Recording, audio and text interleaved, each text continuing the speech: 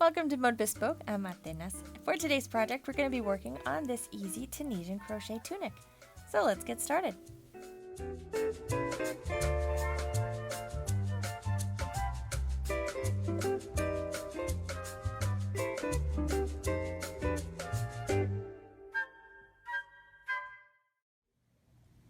So for the materials we'll be using, I used a few of these, so it's that Coboo yarn, and it is a size 3. So you can use any yarn you want, so long as it's a size 3.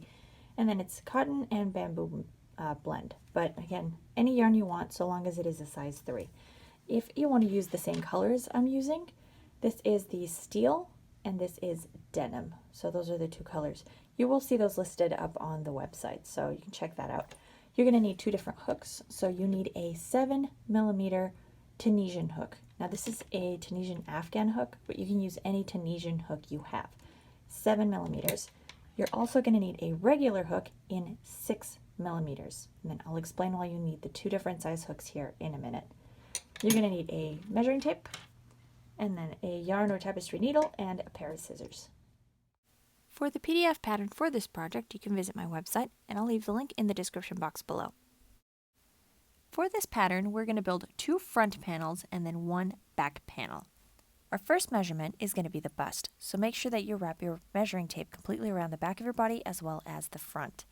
Next, you're going to need your shoulder to hip measurement, so measure from the top of your shoulder all the way down to your hip or wherever it is that you want your tunic to end.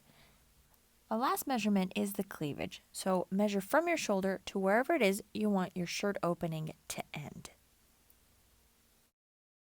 We're going to begin with the front panels, so you're going to make a chain that measures 1/4 measurement of the bust width. So whatever your bust measurement was, divide that by 4, and that's going to be the width that you need for your chain. Now, the length of your panel is going to be the shoulder to hip measurement, and that's going to be the number of rows you're going to crochet.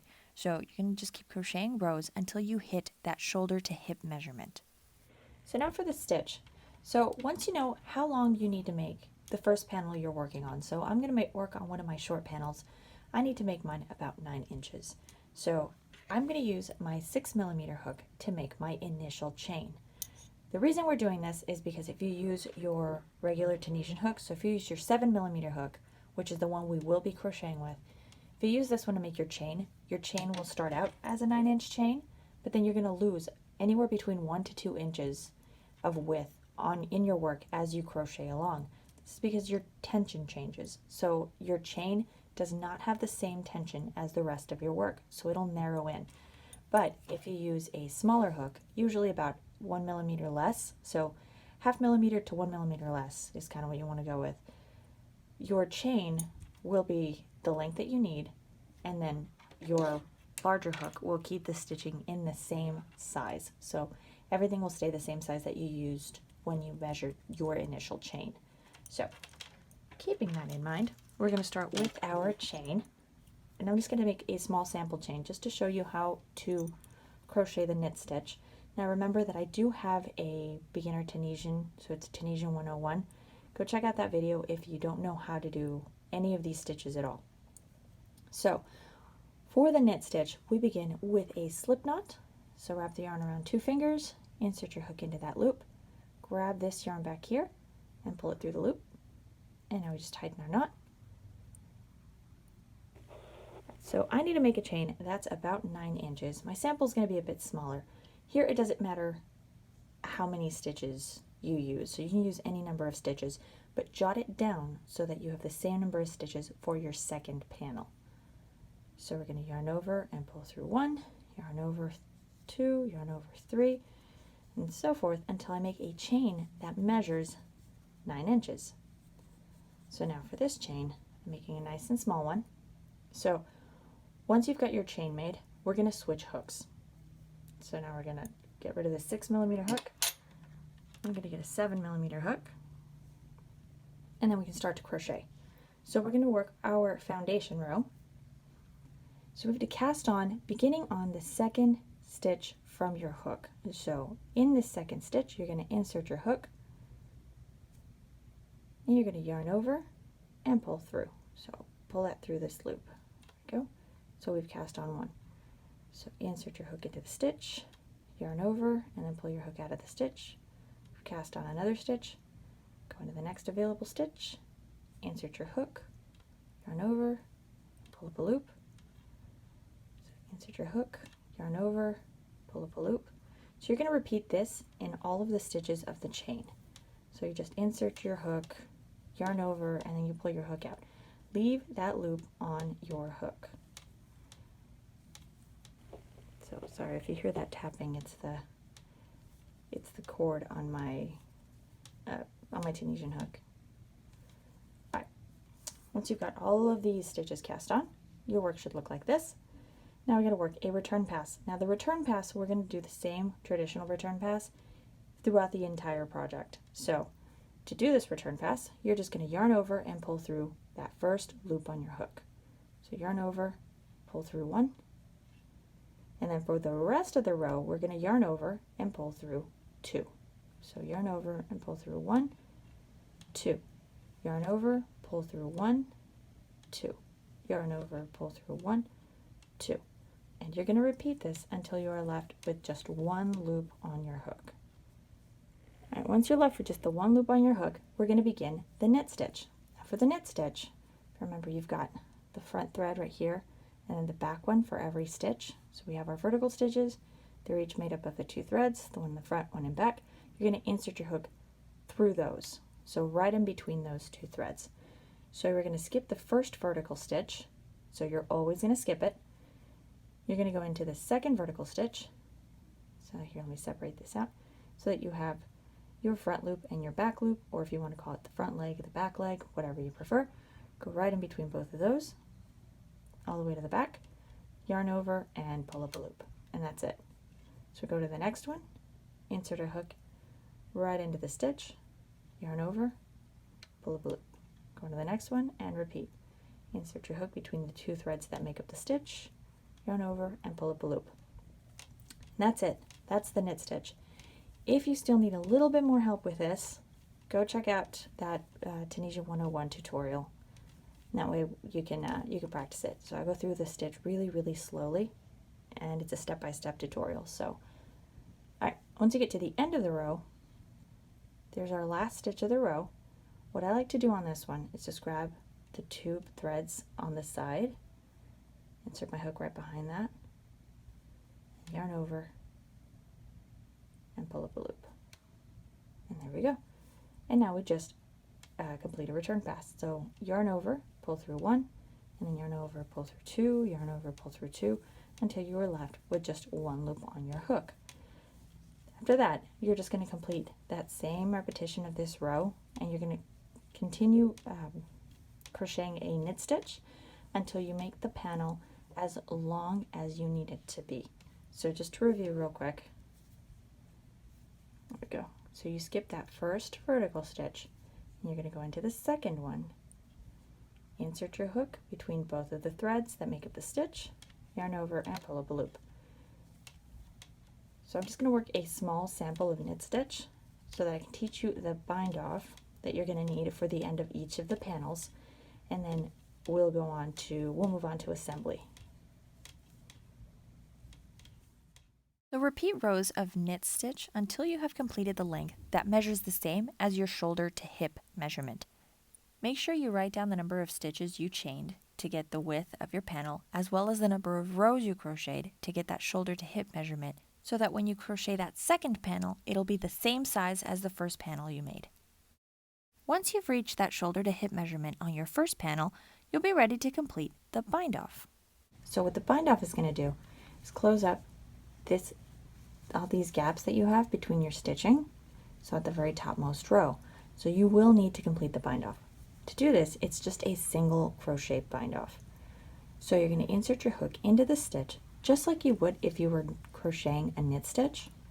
So insert your hook into that second vertical stitch, yarn over and pull up a loop. And once you have two loops on your hook, you're going to close the stitch like you would a single crochet. So yarn over and pull through both of those loops. Now go to the next stitch and repeat.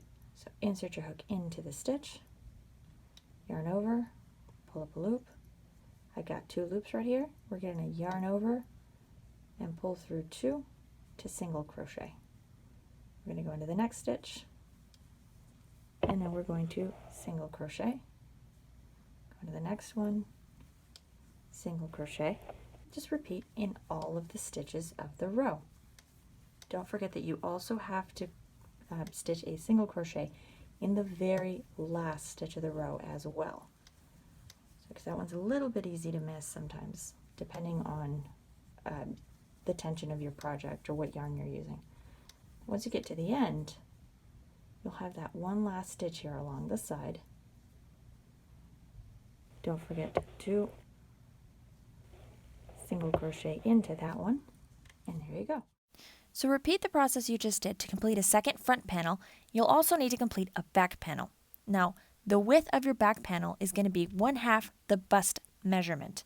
Now, the length of your fabric is going to be your shoulder to hip measurement minus 1/2 of that cleavage measurement.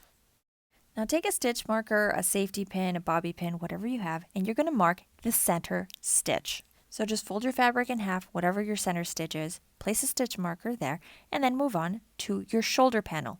Now your shoulder panel is going to be 1/2 of that cleavage measurement. You are going to have to complete a second shoulder panel, so on that other half of your back panel. So write down how many rows you have completed once you've completed the first shoulder panel. Don't forget to bind off at the end of each panel. To sew it all together, line up your front panels with your back panels so that the shoulders are touching. Pin everything together and then stitch across the shoulders using whatever stitch you prefer. So once we've sewn the panels together on the shoulder, you're ready to add the trim. Now, for the trim, I chose to switch colors, so this is where I'm going to use the denim. You can use any color you want, including the same color that you were working on before. All you're going to do is work 3 rows of single crochets. So that's all there's to it. And you're going to go all the way around. So for those that are a little more experienced, I just started right down here. So I started on the back and I worked row of single crochets all the way around. And then when I came back to this side, I just did the decreases. So I have 3 rows and then each row has a decrease just to make sure that it ends in an angle. So, and then the bottom is just straight across. For this one, I did the same, just single crochet all the way across. So here's my shoulder line, just all the way to the other side, and then another 2 rows. So 3 rows of single crochets total. For those of you that have no idea what I just said, let's do this together. So we're going to begin right here in this back part. For this, you are going to use your 6mm hook because the 7mm is going to make the stitching too wide, so it's going to make the edges a little wavy. So you need to grab that 6mm hook, then grab whatever yarn you want to use for the trim. Let's take a look here at the bottom part. So if you look here, it ends in a bit of a square.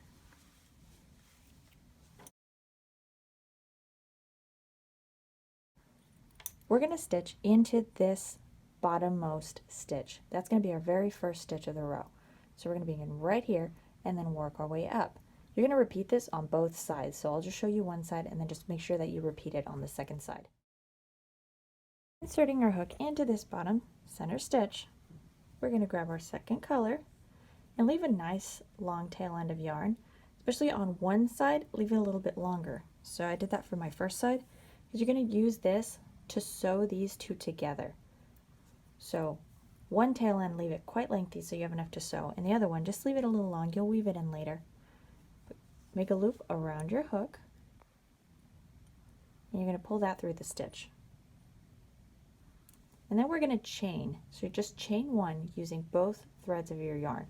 So yarn over and pull through that 1 loop, and then you can drop that extra tail of yarn and just hold on to your working yarn.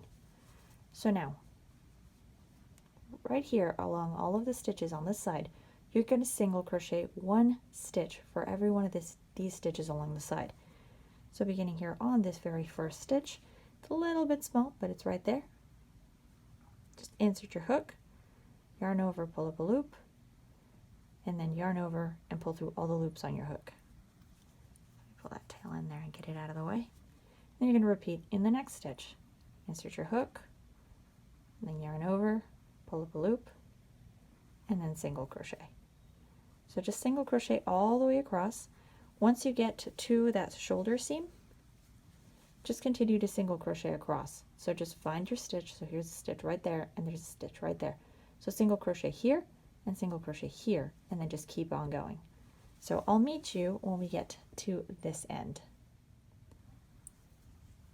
So once you reach the end of the row, we're going to chain one, and we're going to turn our work around and single crochet all the way back to where we began the row. There we go. That was a little difficult to say apparently. Okay, so beginning on the very first stitch of the row, you're going to insert your hook into the stitch and single crochet. So single crochet all the way across. Once you reach,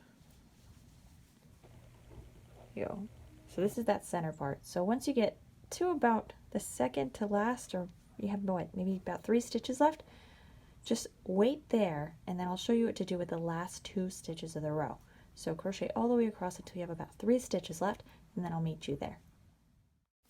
I've crocheted until I got to the last 3 stitches of the row.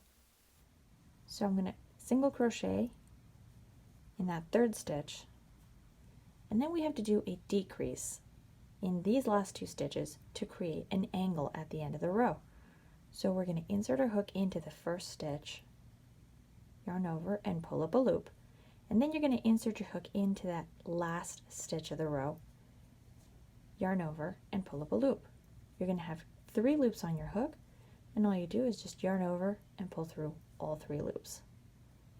And now we begin the next row with a chain 1, and you turn your work around,